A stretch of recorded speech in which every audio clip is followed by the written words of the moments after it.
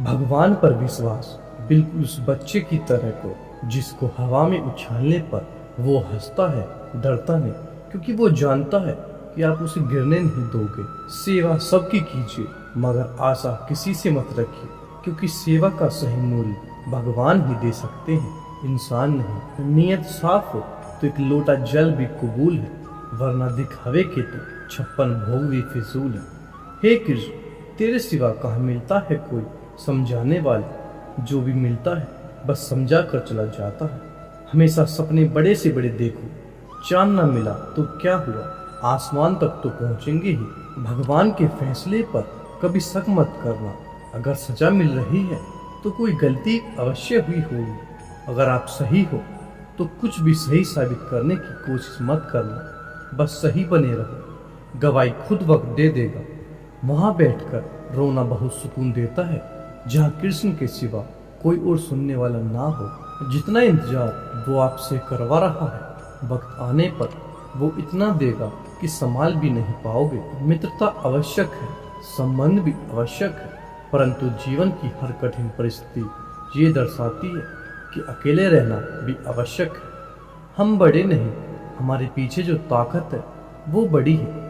कौन क्या कर रहा है, कैसे कर रहा है, क्यों कर रहा है, इन सब से आप जितना दूर रहेंगे, आप उतना ही खुश रहेंगे। नकारात्मक विचारों का आना तय है, परंतु यह आप पर निर्भर करता है कि आप उन्हें कितना महत्व देते हैं। ईश्वर हमें कभी सजा नहीं देते, हमारे कर्म ही हमें सजा देते हैं। इसलिए हमेशा कर्म सोच समझ कर कीजिए। संबंध तो श्री कृष्ण और सुदामा जैसे होने चाहिए, एक जो कुछ मांगता नहीं और दूसरा सब कुछ देकर भी कुछ जताता नहीं। मुश्किल वक्त हमारे लिए एक आईने की तरह होता है, जो हमें हमारी क्षमताओं का सही आभास कराता है। चाहे कितना भी बदल जाए जमाने का चलन, मैंने कभी झूठ से सच्चाई को हारते नहीं देखा। जब भक्ति और विश्वास अधिक हो जाते हैं, तब चमत्कार स्वयं होने लगते हैं। उस मनुष्य की ताकत का कोई मुकाबला नहीं कर सकता जिसके पास सब्र की ताकत है। प्रार्थना ऐसी करनी चाहिए जैसे कि सब कुछ भगवान पर निर्भर है, और काम ऐसे करना चाहिए जैसे कि सब कुछ हम पर ही निर्भर है। बात संस्कार और आदर की होती है, वरना जो इंसान सुन सकता है वो सुना भी सकता है। सत्य कभी दावा नहीं करता कि मैं ही सत्य हूँ, लेकिन झूठ हमेशा दावा करता है कि सिर्फ मैं ही सत्य हूँ। हमारा मन ही हमारे दुखों का कारण होता है। जिस व्यक्ति ने अपने मन पर काबू पा लिया, वह व्यक्ति मन में पैदा होने वाले बेकार की चिंताओं और इच्छाओं से भी दूर रहता है। साथ ही व्यक्ति अपने लक्ष्य को भी आसानी से प्राप्त कर लेता है। गुस्से में व्यक्ति नियंत्रण खो बैठता है और आवेश में आकर गलत कार्य कर देता है।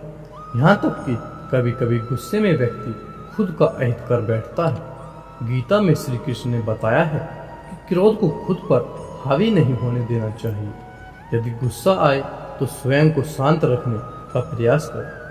राधा जी ने श्री कृष्ण से पूछा, प्यार का असली मतलब क्या होता है?